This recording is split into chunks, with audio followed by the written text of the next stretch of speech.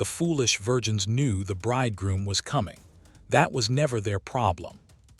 You track the headlines.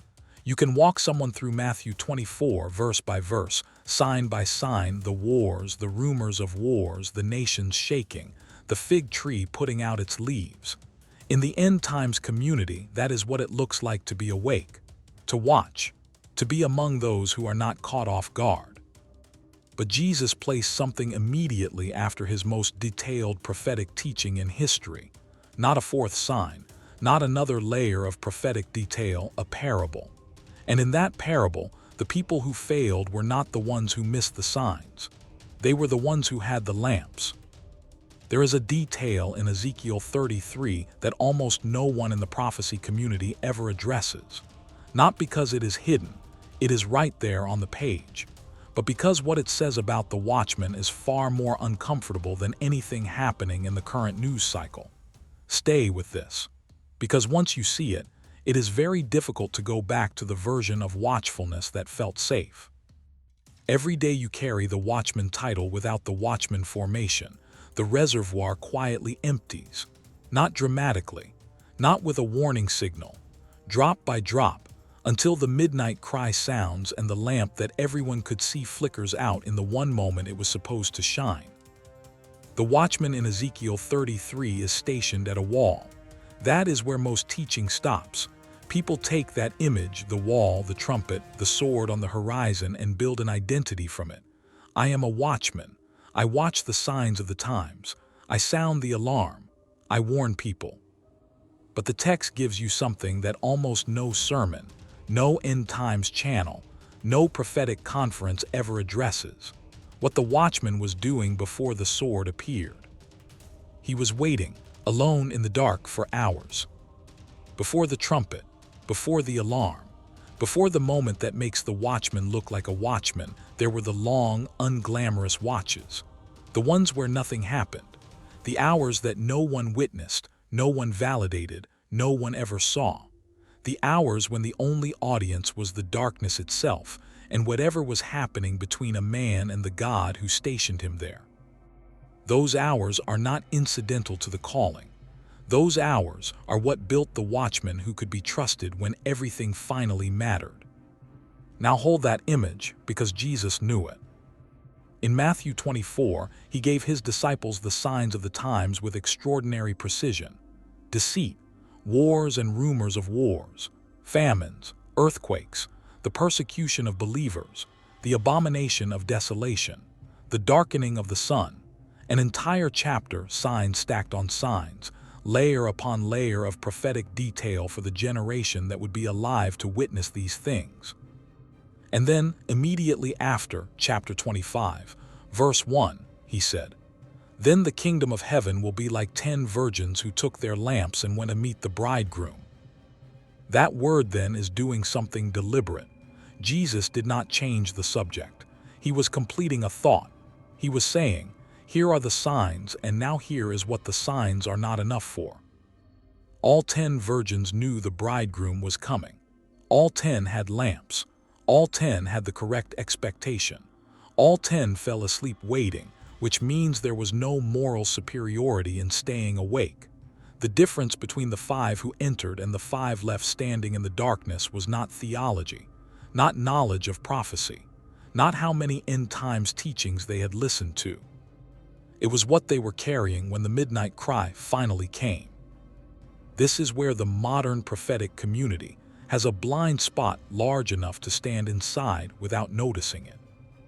An entire culture has formed around watching, biblical analysis of geopolitical developments, daily mapping of current events to scriptural signs, eschatological frameworks refined and debated in comment sections and live streams. None of this is wrong in itself. Some of it is genuinely useful. But here is the question that cuts through all of it, quietly, like something you feel before you can name it. While we have been consuming that content, while we have been filling the lamp with knowledge, what have we been building in the vessel? Because the foolish virgins were not absent from the waiting. They showed up. They had the lamp. They had the correct expectation. What they lacked was the invisible labor that happens before anything dramatic occurs, the quiet, private, unglamorous work of filling a reservoir that no one else can see, that no one else can fill for you, and that cannot be borrowed from anyone the moment midnight arrives. Oil is not transferred, it is accumulated. There is a passage later in Ezekiel 33 that is rarely quoted alongside the Watchman commission. After God gives Ezekiel his assignment, he describes what is happening among the people who come to hear him. They enjoy his words. They come in groups.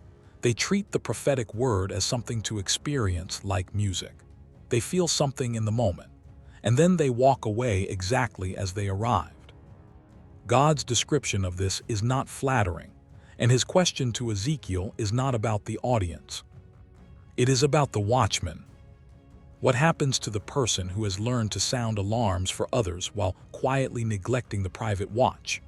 What happens to the believer who can navigate Matthew 24 with precision, who knows every marker of the last days, who is visible in every conversation about the signs of the times, but who has stopped filling the vessel in the dark, unglamorous hours of Matthew 25? The answer is not loud. It is not catastrophic in the way you would recognize it. The lamp does not go out all at once. It just gradually produces less light. And the watchman, having confused the activity of watching with the formation of a watchman, does not notice, because the content keeps coming. The signs keep accumulating. The discussions keep happening. And the empty vessel underneath it all is invisible until it suddenly, at the worst possible moment, is not. Here is the hardest thing this parable says. The foolish virgins could not get what they needed at midnight. They went looking. They went to find it. They came back with oil, and the door was shut. It was not that the oil was unavailable. It was that the season of accumulation had closed.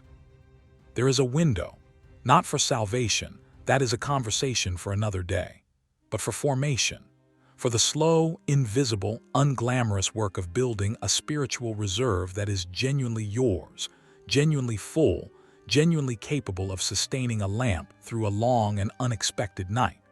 And that window does not remain open indefinitely while you wait for the watching to feel urgent enough to justify the private disciplines. The watchman of Ezekiel was not made in the moment the sword appeared on the horizon. He was made in every dark, quiet hour on the wall before it. The trumpet was only possible because of the long watch that no one witnessed.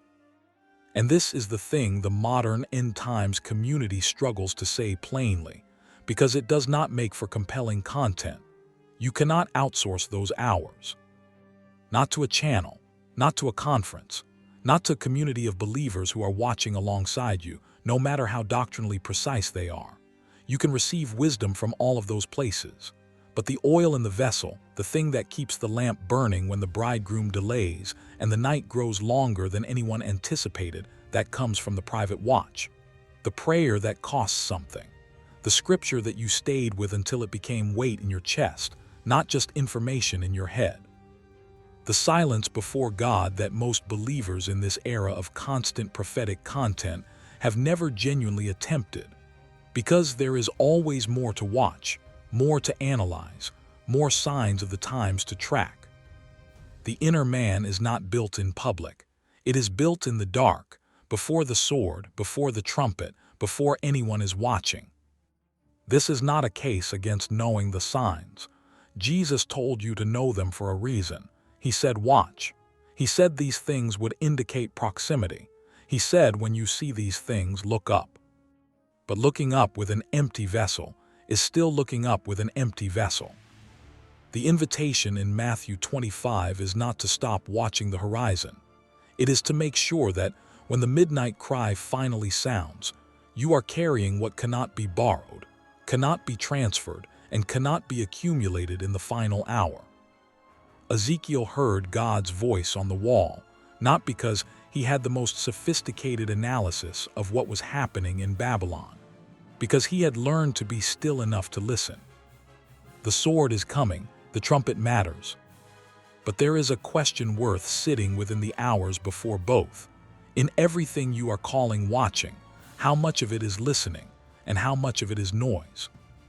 The watchman who cannot answer that honestly may find, when the midnight cry finally sounds, that the lamp he has been showing to everyone else is the one that goes dark first.